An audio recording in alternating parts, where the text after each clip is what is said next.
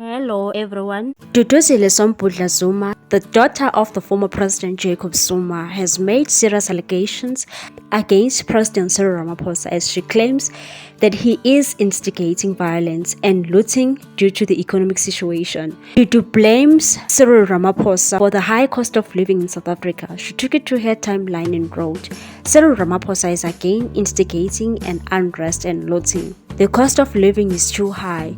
People have reacted to her statement and others think that she loves violence. One reacted and said, "My tolerance for idiots is extremely low today.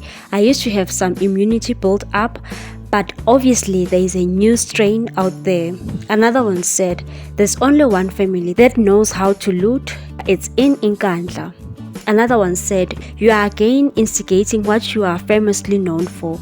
Are you giving us a hint?" Another one agreed with her and said, "That is 100% correct. This situation cannot be tolerated forever by ordinary citizens of this country." Do you think President Cyril Ramaphosa is an instigator, or Duduzile is just wrong to say this?